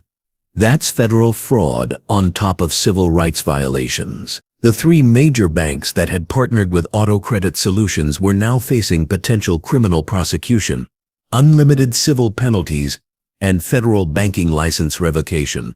Regina Caldwell's investigation had exposed a network where discrimination was not just individual bias, it was organized corporate policy designed to maximize profits while violating federal civil rights laws. The Federal Banking Regulation Commission's hearing room was packed with media, civil rights advocates, and industry representatives as Regina Caldwell prepared to present the findings of her Sterling Motors investigation to the 5-member commission that regulated automotive lending nationwide. Commission Chairman Robert Martinez called the emergency hearing to order. Ms. Caldwell, please present your findings regarding systematic discrimination in automotive financing. Regina stood before the commission, with 3 months of investigation results compiled into a comprehensive presentation that would reshape how automotive lending operated in the United States. Chairman Martinez, our investigation began with a single incident at Sterling Motors, but has revealed systematic discrimination affecting hundreds of thousands of minority customers across 14 states. Regina activated a large monitor displaying statistical analysis that made commission members visibly uncomfortable. Over the past 3 years, minority customers were systematically denied $2.1 billion in automotive financing opportunities while being overcharged $347 million in excessive interest rates compared to white customers with identical credit profiles. Commissioner Sarah Davis reviewed the data. Ms. Caldwell, are you alleging that this discrimination was coordinated rather than individual bias? Commissioner Davis, we have documented evidence of conspiracy to violate civil rights involving 847 dealerships, 730 major banking institutions, and Auto Credit Solutions as the central coordinator. Regina presented internal communications between auto credit executives and banking partners that explicitly discussed systematic exclusion of minority customers from automotive financing. Auto Credit Solutions marketed discrimination as business optimization, providing dealerships with tools to exclude minority customers while maintaining statistical cover against civil rights charges. Commission member Thomas Wilson studied the evidence. What was the scope of Auto Credit's operation? Auto Credit processed $14.7 billion in automotive loans over the past 5 years, systematically excluding minority customers from $4.2 billion in financing opportunities, while steering approved minority customers toward subprime products. The commission members exchanged glances as they absorbed the magnitude of systematic discrimination Regina had uncovered. Ms. Caldwell, what regulatory changes do you recommend? Regina presented her comprehensive reform proposal. First, immediate revocation of federal lending licenses for all institutions involved in systematic discrimination. Second, mandatory civil rights training for all automotive financing personnel. Third, real-time monitoring of approval rates by demographic categories, and penalties for the institutions involved.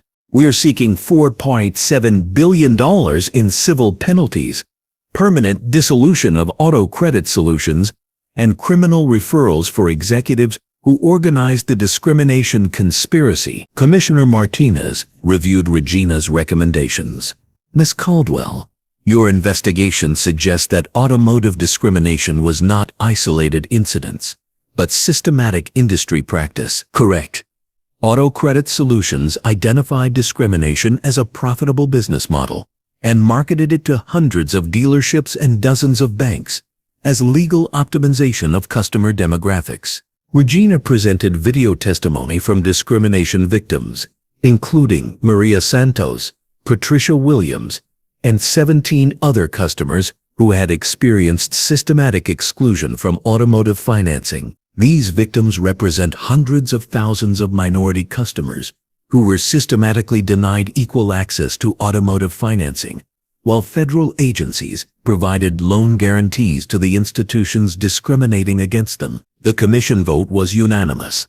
Complete restructuring of automotive lending regulations, immediate revocation of federal licenses for discriminatory institutions, and implementation of the most comprehensive civil rights monitoring system in financial services history. Ms. Caldwell, Chairman Martinez announced, your investigation has revealed systematic civil rights violations that demand immediate and comprehensive federal action. Regina's presentation concluded with implementation timelines for industry reform.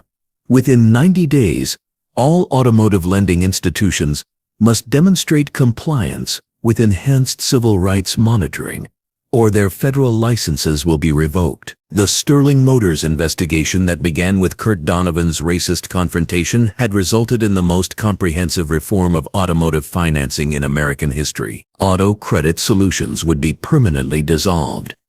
8047 dealerships would face federal oversight, and Regina Caldwell's work would ensure that systematic discrimination in automotive lending became impossible to sustain. The viral video that destroyed Kurt's career had become the catalyst for protecting hundreds of thousands of minority customers from discriminatory financing practices. The federal courthouse in downtown Atlanta was surrounded by news crews and civil rights demonstrators as the trial of United States v. Auto Credit Solutions began. The case that started with Regina Caldwell's viral confrontation at Sterling Motors had become the most significant civil rights prosecution in modern American business history. Judge Patricia Williams called the court to order in a packed courtroom where federal prosecutors faced defense attorneys representing Auto Credit Solutions, Sterling Motors, and 3 major banking institutions accused of conspiracy to violate civil rights. Federal prosecutor Michael Chen stood before the jury of 12 citizens who would determine whether systematic discrimination in automotive financing constituted criminal conspiracy. Ladies and gentlemen of the jury, over the next 3 weeks you will hear evidence of the largest organized civil rights violation in modern American financial services. The defendants systematically excluded hundreds of thousands of minority customers from automotive financing while profiting from their discrimination. Defense attorney Janet Kim responded for Auto Credit Solutions. The prosecution will attempt to criminalize legitimate business practices and customer assessment techniques that were designed to optimize lending efficiency, not discriminate based on race. Regina Caldwell was the prosecution's first witness, taking the oath with the same calm confidence she had demonstrated during her confrontation with Kurt Donovan 6 months earlier. Ms. Caldwell, please describe your qualifications for investigating discriminatory lending practices. Prosecutor Chen requested. I am Senior Director of the Federal Banking Regulation Commission's Fair Lending Enforcement Division. I have 25 years of experience investigating discriminatory practices and have overseen cases resulting in over $500 million in penalties for civil rights violations. How did you become involved in this case? I was conducting an undercover investigation into Sterling Motors lending practices when I experienced discriminatory treatment firsthand. Prosecutor Chen displayed the viral video of Regina's confrontation with Kurt on courtroom monitors. Jury members watched as Kurt publicly dismissed Regina based on his visual assessment of her financial capabilities. Ms. Caldwell, what happened when you identified yourself as a federal banking regulator? Mr. Donovan became visibly panicked, and Sterling Motors management attempted damage control. However, my investigation had already documented systematic discrimination involving multiple institutions. Regina presented statistical evidence that made jury members visibly uncomfortable. Auto Credit Solutions coordinated discrimination affecting $14.7 billion in automotive loans over 5 years, systematically excluding minority customers from $4.2 billion in financing opportunities. How was this discrimination coordinated? Auto Credit Solutions trained dealership personnel to assess customers based on appearance, speech patterns, and other characteristics that correlated with race, while providing statistical cover against discrimination charges. Defense attorney Kim cross-examined Regina aggressively. Ms. Caldwell, isn't it true that automotive lending requires assessment of customer creditworthiness and ability to pay? Absolutely. However, legitimate assessment involves reviewing credit scores, income verification, and employment history. Auto Credit's system assessed customers based on appearance before conducting any financial qualification. But surely dealerships need to prioritize their time with serious customers? Regina's response was devastating.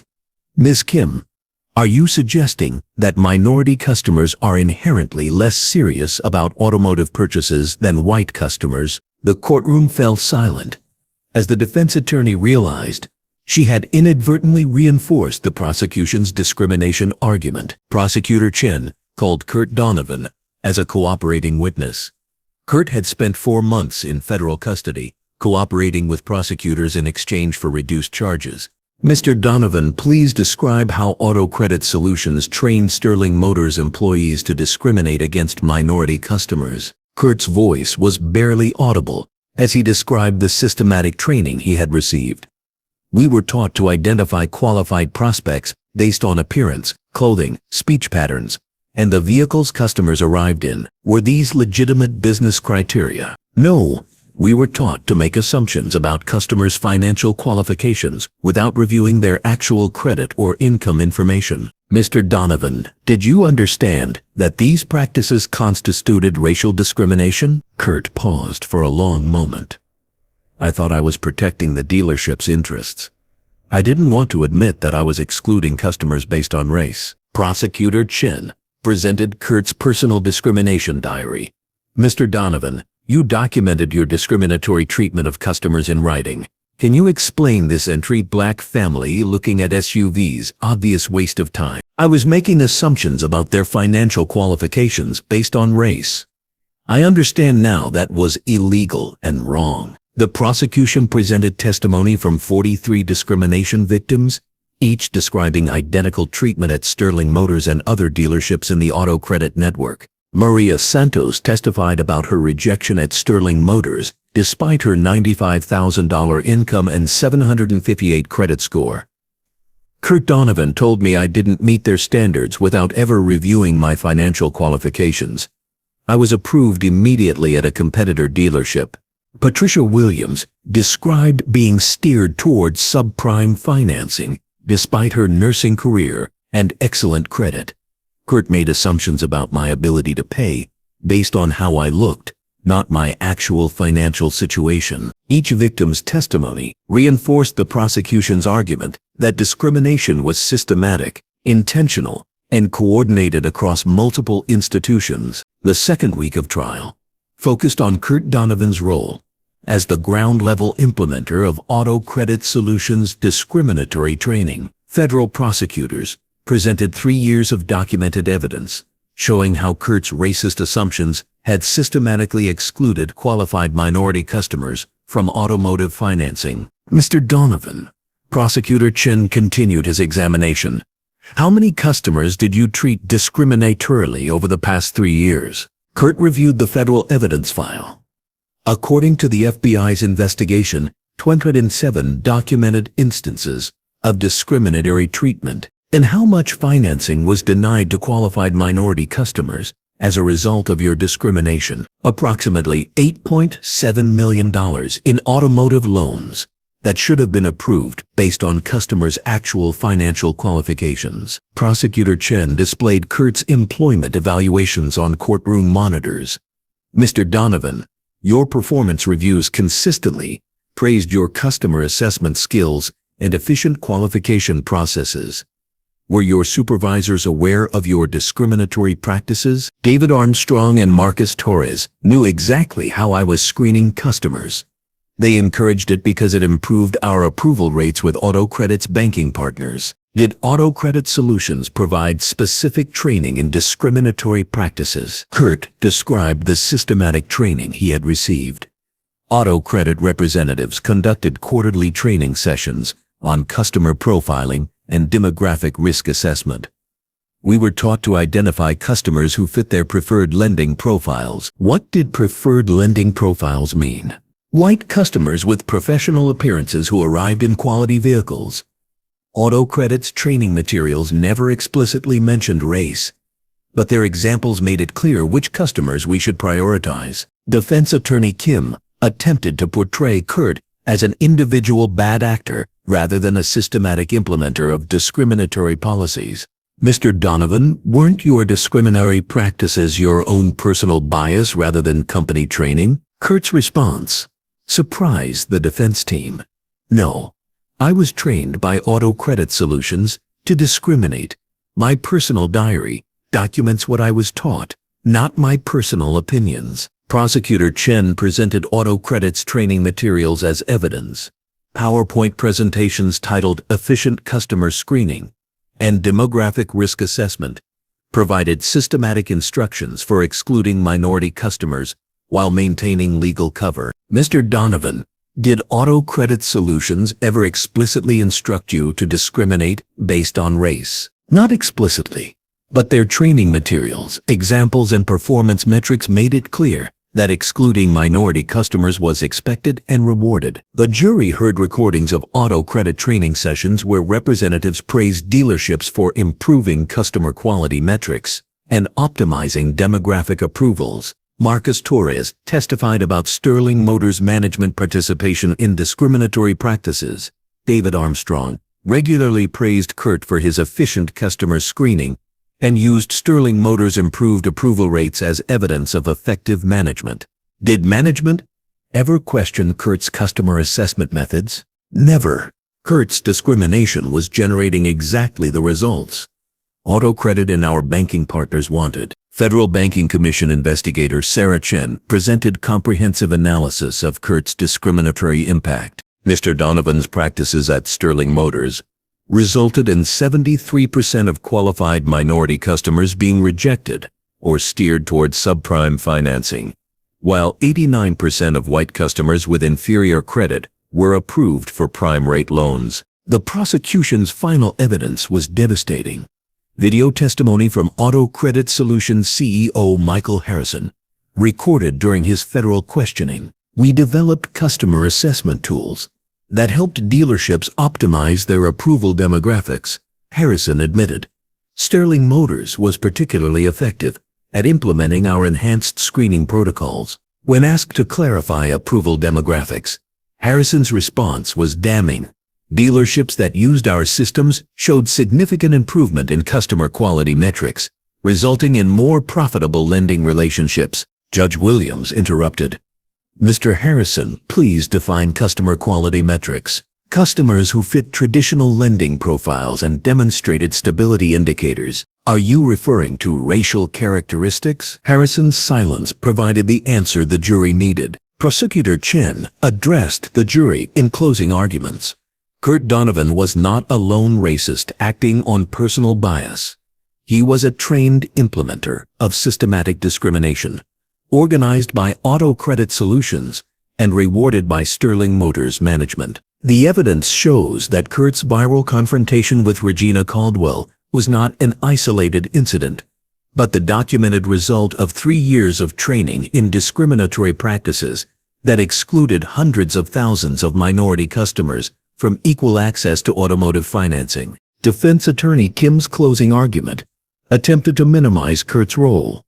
Kurt Donovan made mistakes in customer service, but was not part of an organized conspiracy to violate civil rights. The jury deliberated for 6 hours before returning with their verdict. On the charge of conspiracy to violate civil rights, we find Kurt Donovan guilty. Kurt's career, reputation, and freedom were destroyed by his decision to publicly humiliate a federal banking regulator who was investigating the exact discriminatory practices he demonstrated on viral video. The man who thought he was protecting Sterling Motors from undesirable customers had become the key witness in dismantling a nationwide discrimination conspiracy that he had unknowingly been part of for years.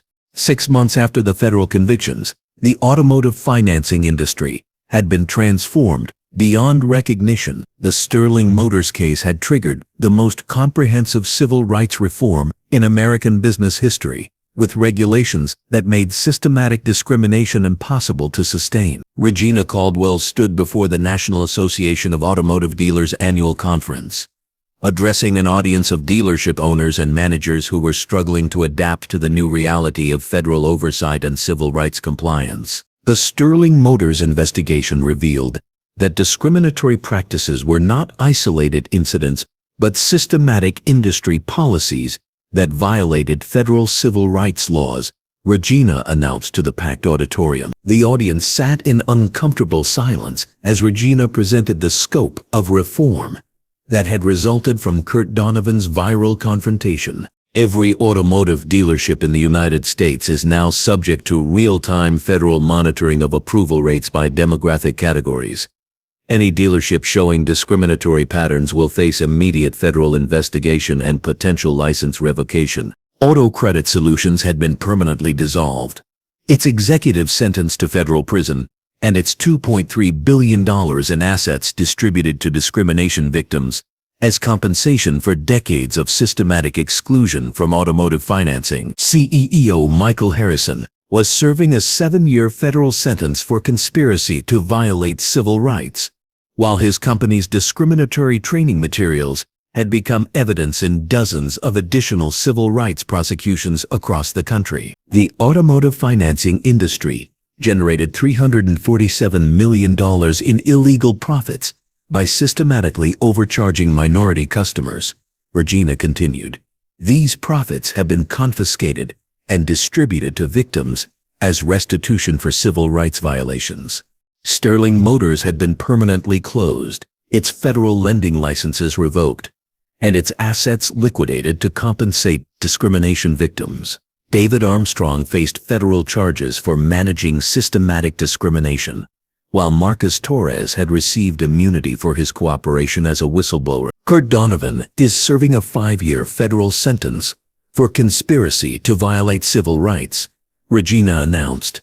His case demonstrates that individual employees who implement discriminatory practices face personal criminal liability, regardless of corporate training or management pressure. The industry reforms extended far beyond punishment for past discrimination. Federal regulators had implemented the most comprehensive civil rights monitoring system in American financial services history. Every automotive loan application is now tracked by the Federal Banking Commission's Civil Rights Monitoring Division, Regina explained. Dealers and banks showing discriminatory approval patterns face automatic investigation and potential criminal prosecution. The three major banks that had partnered with Auto Credit Solutions, First National Auto Lending, Citizens Commerce Bank, and Regional Trust Financial, had paid a combined $2.1 billion in federal penalties while accepting permanent federal oversight of their lending practices. Banking institutions that participate in discriminatory lending face immediate revocation of their federal licenses and unlimited civil penalties, Regina warned the audience. Real-time monitoring systems now tracked every aspect of automotive financing, from initial customer contact through final loan approval. Sales staff interactions were recorded, customer assessments were documented, and approval decisions were analyzed for discriminatory patterns. The technology that once enabled systematic discrimination is now being used to prevent it, Regina announced. Artificial intelligence systems analyze every customer interaction for signs of discriminatory treatment, with immediate alerts sent to federal regulators. Maria Santos, the software engineer who had been discriminated against by Kurt Donovan, was now working with the Federal Banking Commission to design technological solutions that prevented bias in automotive financing. Every qualified customer, regardless of race, ethnicity, or appearance, now has equal access to automotive financing, Maria testified during the conference. The systems that once excluded us are now protecting us. Patricia Williams, the nurse whose subprime financing experience had helped expose Sterling Motors' discriminatory practices, had become a civil rights advocate working with discrimination victims across the automotive industry. The Sterling Motors case proved that individual courage can trigger systematic change, Patricia told the dealer conference. Regina Caldwell's confrontation with Kurt Donovan protected hundreds of thousands of minority customers from discriminatory financing practices. The conference concluded with mandatory civil rights training for all attendees, conducted by federal investigators who specialized in identifying and prosecuting discriminatory practices. Discrimination in automotive financing is now impossible to sustain, Regina announced in her closing remarks. Federal monitoring systems, criminal penalties, and civil rights enforcement have created an environment where equality is not just morally required, but legally mandated. 1 year after her viral confrontation with Kurt Donovan, Regina Caldwell returned to the location where Sterling Motors had once operated. The building now housed a Federal Banking Commission Civil Rights Training Center, where automotive industry employees learned about fair lending practices and the legal consequences of discrimination. Regina walked through the same showroom where Kurt had publicly humiliated her, now transformed into classrooms where federal instructors taught the history of civil rights violations and the importance of equal treatment in financial services. The marble floors where Kurt had dismissed Regina based on her appearance were now covered with displays honoring discrimination victims and celebrating the civil rights reforms that had resulted from the Sterling Motors investigation. Ms. Caldwell called Dr. James Mitchell, who had transitioned from FBI supervisor to director of the Civil Rights Training Center. Would you like to review the impact statistics from this year's reforms? Regina smiled as she examined data showing the complete transformation of automotive financing practices across the United States. Minority customer approval rates have increased by 47% since the Sterling Motors reforms were implemented, Dr. Mitchell reported. Interest rate disparities have been eliminated entirely, and discriminatory treatment has decreased by 94%, according to federal monitoring data. Regina reviewed testimonials from customers who had experienced the new reality of equal treatment in automotive financing. Qualified minority customers were now being approved immediately for competitive rates, while discriminatory practices had been eliminated through technological monitoring and criminal penalties. The Sterling Motors case protected over 200,000 minority customers from discriminatory treatment in the first year alone. Dr. Mitchell continued, "Your confrontation with Kurt Donovan triggered reforms that will protect millions of customers for decades to come." Regina walked to a memorial wall dedicated to discrimination victims who had come forward during the investigation. Each name represented someone who had found the courage to share their story, transforming individual suffering into collective justice. Maria Santos approached Regina with a warm smile. The software engineer had become a national advocate for civil rights in financial services, using her technical expertise to design systems that prevented discrimination in real time. "Regina, I wanted you to see this," Maria said, showing her a tablet displaying live monitoring data from automotive dealerships across the country. "Every customer interaction is tracked for discriminatory behavior. The system you helped create is protecting thousands of families every day." The artificial intelligence system Maria had developed analyzed voice patterns, approval rates, and customer treatment protocols to identify potential discrimination before it could harm customers. Any dealership showing suspicious patterns triggered immediate federal investigation. "Look at this alert from yesterday," Maria continued, pointing to a notification on her screen. A dealership in Phoenix was flagging minority customers for additional verification at twice the rate of white customers. Federal investigators arrived within hours and discovered systematic discriminatory training similar to what Auto Credit Solutions provided. Regina was amazed by how quickly the system could identify and stop discriminatory practices. "How many dealerships have been investigated this year?" 47 investigations triggered by our monitoring system, Maria replied. 12 dealerships lost their federal licenses, and 34 implemented immediate reform after federal oversight. Patricia Williams joined the conversation, carrying a folder thick with letters from families who had benefited from the Sterling Motors reforms. As a nurse who had experienced discrimination firsthand, Patricia now coordinated victim advocacy programs for the Civil Rights Training Center. "Regina, you need to read some of these testimonials," Patricia said, opening her folder. A single mother in Detroit was approved for her first new car loan after being rejected by 6 dealerships using auto credits discriminatory screening. A veteran in Dallas got financing for a truck to start his landscaping business after years of being steered toward subprime options. Regina read through the letters, each describing how the Sterling Motors reforms had opened doors that systematic discrimination had previously kept closed. Young professionals were buying their first reliable vehicles, families were accessing safe transportation, and minority-owned businesses were getting the financing they needed to grow. "The economic impact extends far beyond automotive sales," Dr. Mitchell explained, showing Regina comprehensive data analysis. "Improved access to reliable transportation has increased employment opportunities in minority communities by 20%. Small business creation has increased by 31% among minority entrepreneurs who can now access commercial vehicle financing." Regina's investigation had created ripple effects throughout the American economy.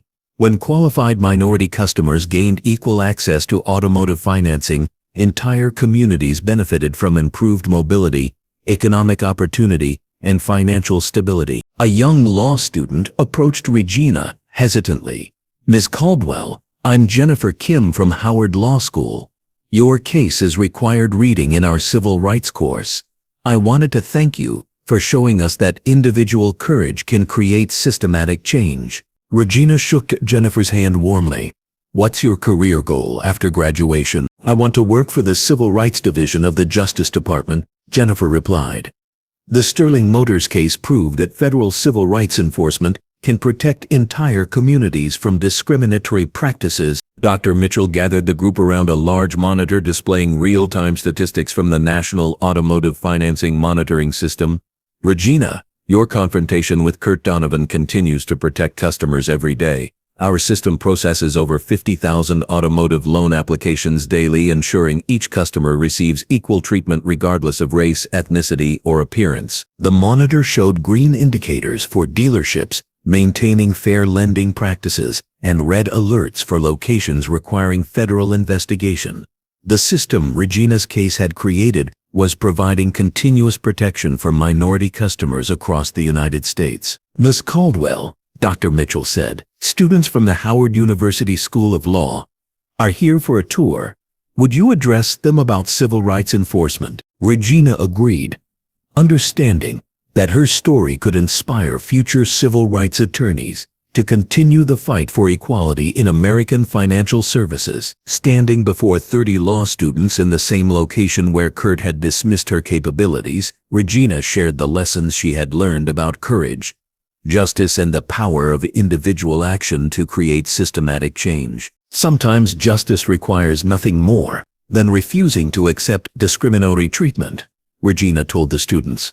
Kurt Donovan thought he was dealing with someone who would quietly accept his racism. Instead, he encountered someone with the authority and determination to hold him accountable. One student raised her hand. "Miss Caldwell, what advice would you give to someone experiencing discrimination who doesn't have federal authority?" Regina's response was immediate and passionate. "Document everything. Report consistently. And never accept that discrimination is normal or unavoidable. Every voice matters. Every complaint builds the case for systematic change. And every person who speaks up protects the next person who faces the same treatment." The Sterling Motors case succeeded because hundreds of victims found the courage to share their stories, Regina continued.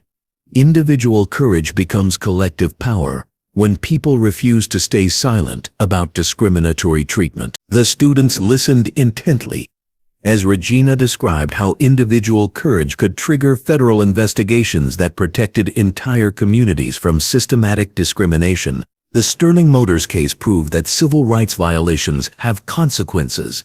Regina concluded, "No individual, company, or industry is too powerful to escape accountability for discriminatory practices, but justice requires people willing to stand up and demand equal treatment, even when it's difficult or dangerous." As the students filed out, many approached Regina with their own stories of witnessing or experiencing discrimination. Each conversation reinforced her understanding that the fight for civil rights required constant vigilance and individual courage. Regina's phone displayed another news notification. Federal prosecutors filed charges against Houston dealership network for systematic discrimination. The Sterling Motors model was being replicated across the country as federal investigators used the precedent Regina had established to prosecute discriminatory practices in other industries. As Regina left the Civil Rights Training Center, she drove past the location where Sterling Motors competitor dealerships continued to operate under federal oversight, serving all customers equally, regardless of race or appearance. Kurt Donovan's racist assumptions had inadvertently triggered the most comprehensive civil rights reform in modern American business history, protecting hundreds of thousands of customers from discriminatory treatment. Regina's refusal to accept discrimination had transformed an entire industry and created lasting protection for future generations of minority customers seeking equal treatment in automotive financing. The building that once housed Sterling Motors now stood as a monument to the power of individual courage to create systematic change, ensuring that Kurt Donovan's viral humiliation would protect countless families for decades to come. You just witnessed resilience that refused to break. If this story deserves to be remembered, help us make sure it is. Subscribe, share, and let's keep these voices echoing for generations to come.